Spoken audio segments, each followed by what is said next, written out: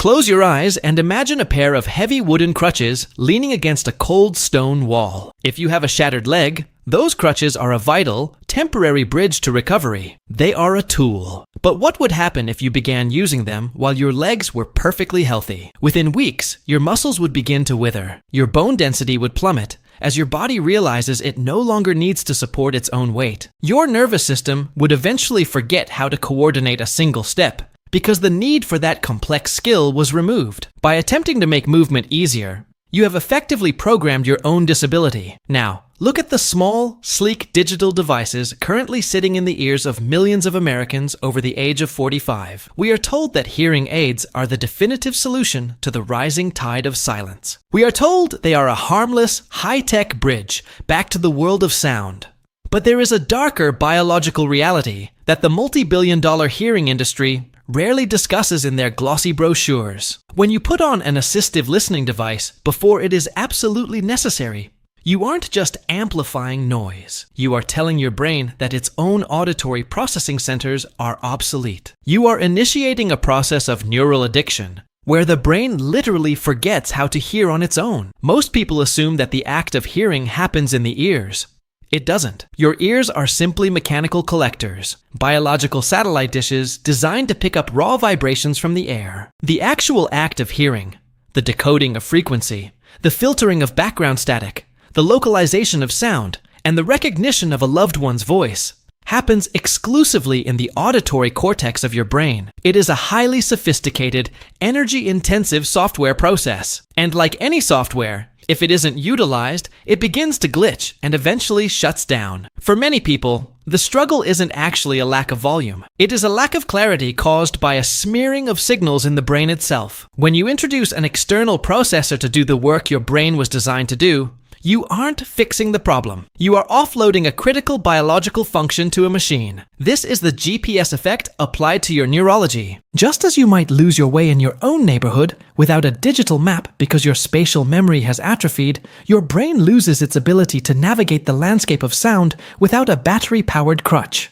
This is where the concept of addiction becomes a physical, undeniable reality. Have you ever noticed that after a few months of using a hearing aid, your natural hearing feels significantly worse than it did before you started? You feel a sense of panic the moment you take them out. You blame the progression of age or the worsening of your condition. But in many cases, you are experiencing the rapid collapse of your brain's natural signal-to-noise ratio. Your brain has become addicted to the artificial boost. It has stopped producing the necessary neural effort to tune its own biological radio because the machine has been doing it for you. This is a phenomenon known as reverse neuroplasticity, where your brain actively prunes away the connections it no longer thinks it needs. By trying to help your ears, you might be sentencing your brain to a state of permanent laziness. You are training your mind to be dependent, and that dependency is a goldmine for the companies selling you the hardware. This biological decline is often accelerated because the industry focuses on hardware rather than the electrical road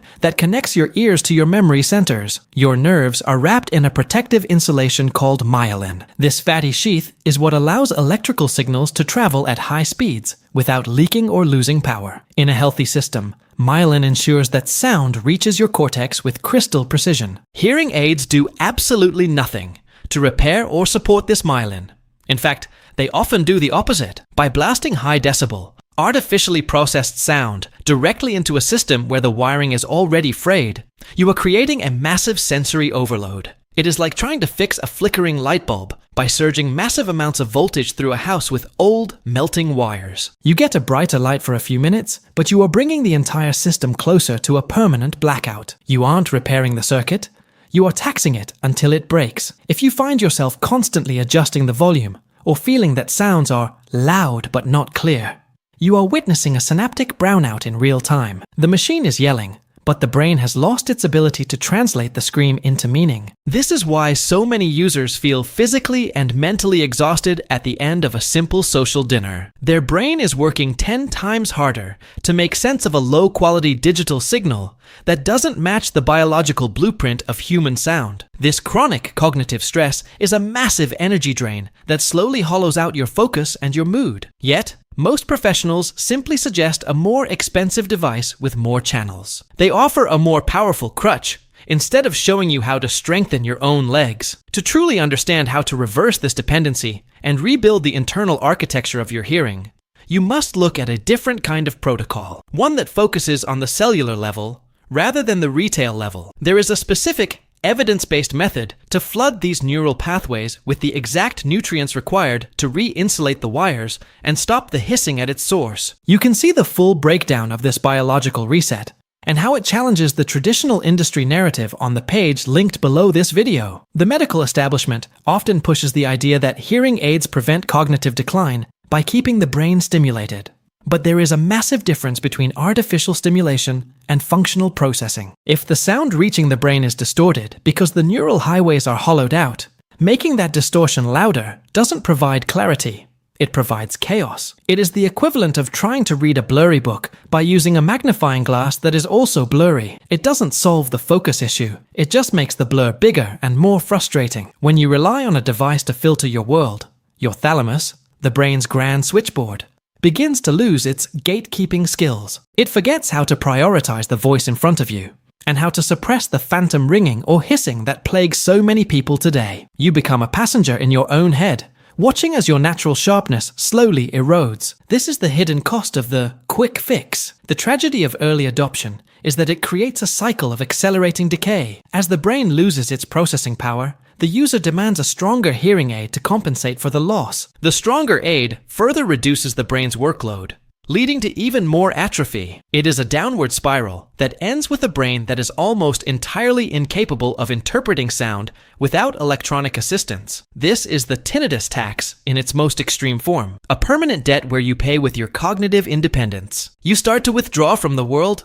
not because you can't hear, but because the effort of using a digital middleman to understand your grandchildren or your spouse is simply too much to bear. You become isolated within the very noise you tried to fix. Your social life shrinks, your confidence evaporates, and you start to feel like a ghost in your own home. However, the brain is remarkably resilient if you give it the right environment. Neuroplasticity works both ways. Just as you can lose the ability to hear through disuse and dependency, you can reclaim it by reinforcing the biological structures that govern sound. This isn't about doing hearing exercises or listening to white noise apps.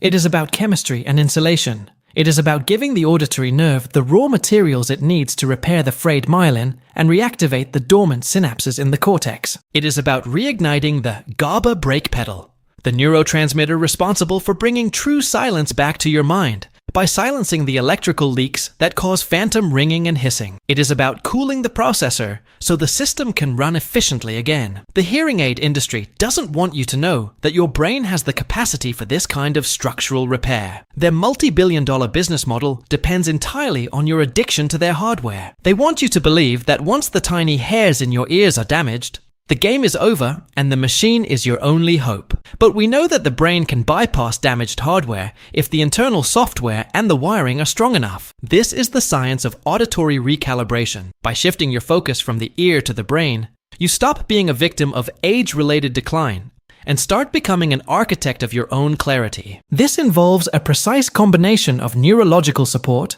that targets the root of the short circuit, rather than just masking the symptoms with more volume. Think about the quality of silence you once had. It wasn't just the absence of sound. It was a heavy, rich, peaceful state of being that allowed you to think and focus. You didn't have to try to hear. Your brain did it automatically, effortlessly in the background. That version of you still exists, but it is currently buried under layers of neural interference and the lazy habits induced by assistive technology. To dig yourself out, you have to stop treating the symptom and start feeding the solution. There is a way to bypass the crutch and re-engage the muscles of your mind. For those who are tired of the constant hissing, the fading memory, and the mounting cost of devices that never seem to be enough, there is a biological path forward that doesn't involve a waiting room or a monthly battery subscription. You can find the specific steps to initiate this neural re-insulation and see how thousands are using it to fire their hearing aid providers by visiting the link in the description right now. This isn't just about hearing better. It's about protecting your personality and your long-term memory. Your sense of self is intimately tied to your ability to engage with the world. When you offload that engagement to a digital chip, you lose a piece of your humanity. You lose the nuance of a whisper, the timbre of a laugh, and the subtle cues that make human connection possible. Don't let a machine dictate how you experience the people you love. Take the time to understand the truth about hearing aids and realize that your brain is more powerful than any piece of plastic that can be sold to you in a clinic.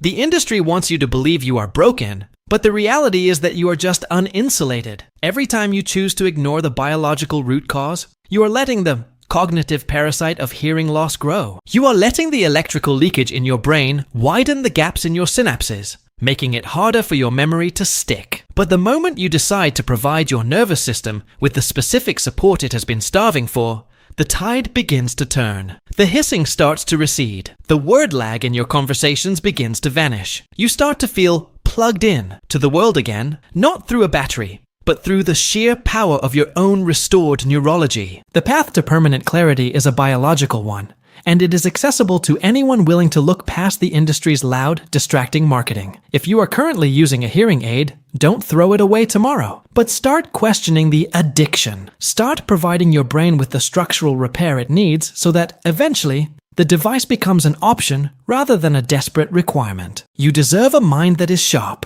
a memory that is a steel trap, and a silence that is actually silent. The clock is ticking on your brain's ability to heal, and every day you spend relying on an artificial bridge is a day your natural highways continue to crumble. It is time to stop the atrophy. It is time to listen to what your biology is trying to tell you, and give your brain the repair it has been begging for since the noise first began. For those ready to move beyond the volume dial and into the realm of real neural restoration, the answer is waiting. It is a protocol designed to address exactly what we've discussed today: the fraying wires, the lack of GABA, and the hollowing out of your auditory centers. You can see the evidence and the step-by-step guide to this reset right now by clicking the link below. Don't let your brain become a slave to a device. Reclaim your sharpness, protect your memory, and rediscover the world of sound as it was meant to be heard. Your journey back to natural, high-definition silence starts with one choice: to stop trusting the crutch and start trusting the science of your own repair. The details of this breakthrough are available on the next page, and it might just be the most important thing you read this year for your cognitive longevity. Click the link now and see how to turn the addiction into a thing of the past. But why is this information so hard to find? Why does your local clinic never mention myelin or GABA? Because there is no recurring revenue in a brain that heals itself. There is no subscription model for a nervous system that has been properly insulated. The industry relies on the fact that you will keep coming back for adjustments, for upgrades, and for new batteries. They have turned a biological process into a retail commodity. By framing your struggle as a mechanical failure, they keep you focused on the ear, while the real damage continues to spread in the brain. They want you to be a customer for life, not a person who is whole. Consider the impact of this neural smearing on your daily life. It starts as a slight difficulty hearing in restaurants. Then it becomes a struggle to follow the plot of a movie. Eventually, it affects your ability to drive safely, as your brain can no longer localize where a siren or a horn is coming from. This isn't because your ears are dead, it's because the software in your brain is crashing under the weight of the interference. When you use a hearing aid to solve this, you are just adding more noise to a system that is already overwhelmed. You are trying to put out a fire with gasoline. The only way to stop the fire is to cut off the fuel, the electrical leakage that causes the static. Think about the billions of neurons in your auditory cortex. Each one is a tiny worker, specialized in a specific frequency. When you use a hearing aid, these workers are essentially given a permanent vacation. They stop showing up for work. They stop maintaining their connections. They eventually retire and disappear. This is the physical reality of brain atrophy. This is why, after years of hearing aid use, even the most powerful devices start to fail. There are simply no workers left in the brain to receive the signal. You are sending a loud message to a deserted office. The alternative is to put those neurons back to work. You do this by providing the environment they need to thrive. This means reducing the oxidative stress that melts the myelin. It means providing the specific phospholipids and micronutrients that the brain uses to build new synaptic bridges. It means giving the GABA system the support it needs to dampen the overfiring that causes tinnitus. When you do this, the workers come back, the office reopens, the smearing clears up, and suddenly, The world sounds sharp again. You don't need a louder message. You just need someone there to answer the phone. This is the truth about hearing aids that they don't want you to consider. It's a truth that puts the power back in your hands. It's a truth that says your age doesn't have to define your clarity. You are not a victim of time. You are a victim of a system that values profit over physiology. But you can choose to step outside that system. You can choose to investigate the biological reset that the industry ignores. You can choose to invest in your own neural architecture rather than a plastic box. As you move forward, pay attention to the hiss. Pay attention to the way your brain feels after a day of using your device. If you feel fried, if you feel like your head is full of cotton, that is your brain's way of telling you it's being overtaxed. It is a plea for help. It is a signal that the addiction is taking its toll. Don't ignore that signal. Don't just turn the volume up and hope for the best. The path to neural restoration is documented, tested, and waiting for you. It is a path that thousands of Americans are already taking to reclaim their lives from the hearing aid cycle. They are finding that their memory is returning, their focus is sharpening, and their ears are finally becoming quiet. They are discovering that the crutch was never the answer. The answer was always inside them, waiting for the right support to be unlocked. Take the first step today. Visit the link below and see the science for yourself. Read the stories of people who were told they would never hear naturally again, only to find that their brains were just waiting for the right repair protocol. Your silence is waiting. Your clarity is waiting. Your independence from devices is waiting. All it takes is the courage to question the truth you've been told, and the willingness to provide your brain with the tools it needs to fix itself. Click the link in the description now and start your journey back to a life of clear, natural, high-definition sound. Your future self will thank you for the day you decided to stop being addicted and start being repaired.